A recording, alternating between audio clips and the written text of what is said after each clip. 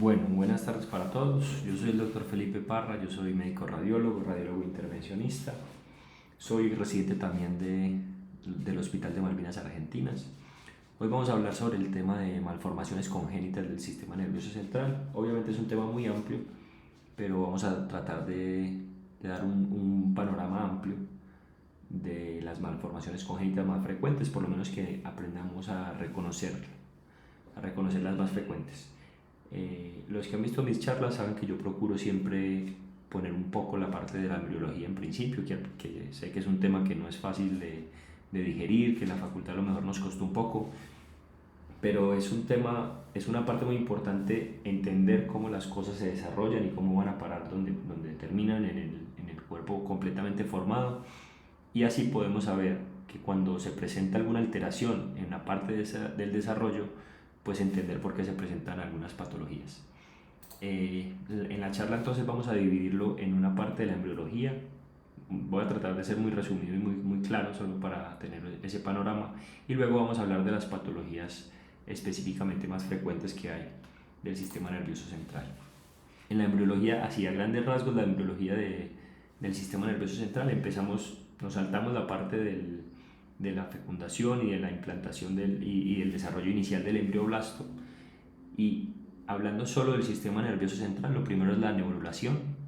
Luego esa parte del sistema nervioso central tiene una cosa que se llama la inducción dorsal, que es principalmente el cierre del tubo neural. Más adelante, lo que se llama proliferación, diferenciación y osteogénesis entre la semana 8 y 18 se encarga básicamente de dividir esas células pluripotenciales iniciales neurológicas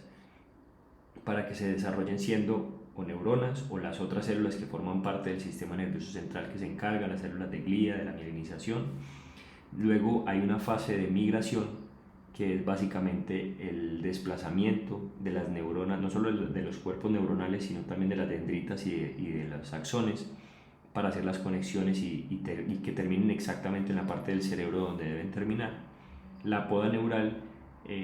es la parte del desarrollo en la que tendremos que eliminar el exceso de neuronas que inicialmente siempre tenemos,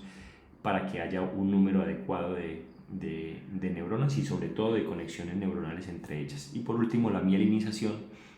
que es esa parte de cubrir esas conexiones neuronales entre las células, que se supone que es entre el quinto mes ya de vida y los 2 años, pero en las fases más, digamos, en las actividades cerebrales más desarrolladas, sobre todo los lóbulos frontales, esto se encarga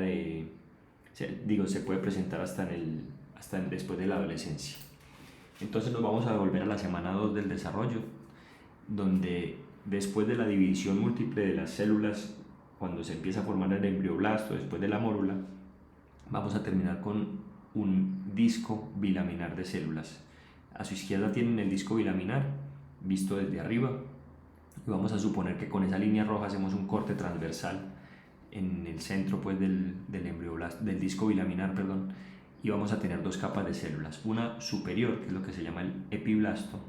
y luego otra inferior, que se llama el hipoblasto. Después de que eso se desarrolla, las células del epiblasto empiezan a migrar y a ponerse en el medio del espacio entre las dos capas para formar finalmente un disco trilaminar, y ya entonces pasamos a tener tres capas. La de arriba se llama ectodermo, la de abajo se llama endodermo, que esa ya la hemos hablado antes, que es lo que va a dar el desarrollo del tubo digestivo y del sistema respiratorio, y las que están en el medio son lo que se llama el mesodermo, que se encarga de desarrollar tejidos blandos, del hueso, del cartílago, del músculo, y esta que destaco aquí en el medio en el punto rojo es lo que se llama la notocorda. La notocorda es importante porque de alguna manera es como el director de la orquesta, el que le va a ir diciendo a todas estas células a dónde tienen que ir a parar. Eh, Todo esto obviamente mediado por señales hormonales y digamos, por la predisposición genética que se tenga. Y la que más nos importa es el ectodermo, que ya vamos a hablar de ella. El ectodermo se divide también en dos partes diferentes. Una es el ectodermo, lo que está más cerca de la línea media, es lo que llamamos el neuroectodermo, que es lo que nos interesa ahora, y lo más periférico va a ser el ectodermo superficial, que va a dar desarrollo a la piel y los anexos, que en últimas es lo que va a cubrir completamente el embrión. Entonces vamos a terminar teniendo, esto ya está pues más desarrollado, pero va a ser una capa trilaminar. Aquí tenemos la capa azul, la verde y la amarilla, que es el ectodermo, el mesodermo y el endodermo.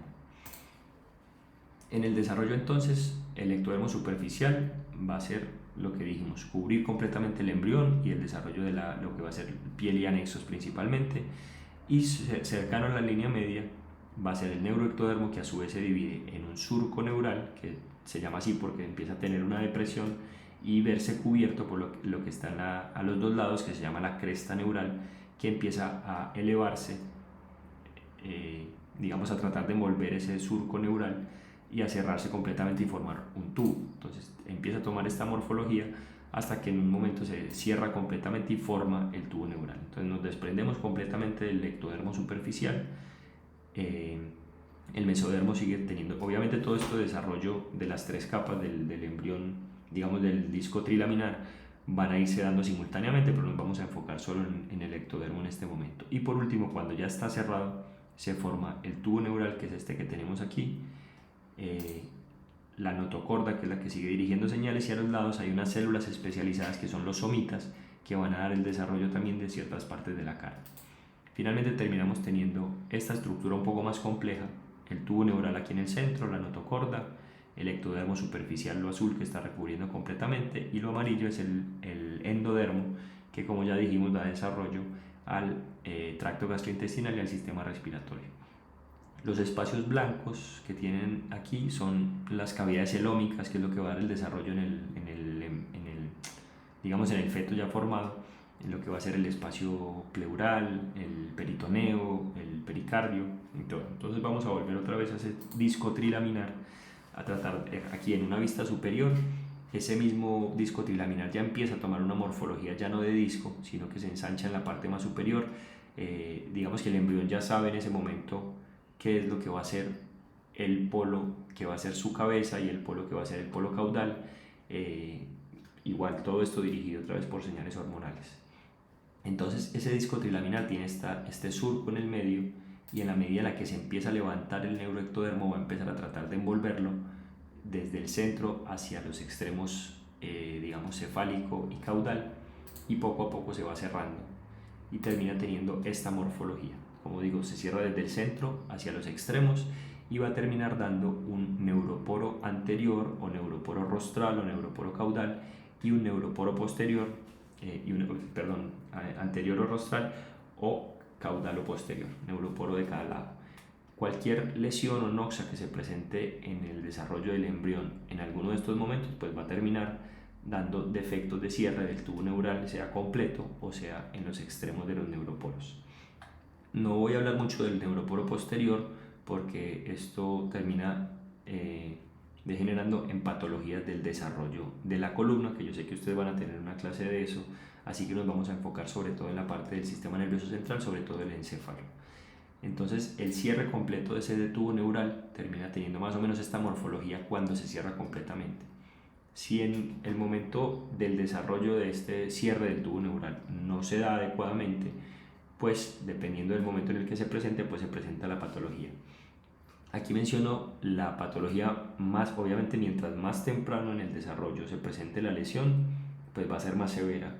porque no se ha formado completamente. Entonces, en la primera, digamos que la lesión se presente en el momento más temprano del cierre del tubo neural, vamos a tener el defecto más severo del desarrollo del tubo neural, que es lo que llamamos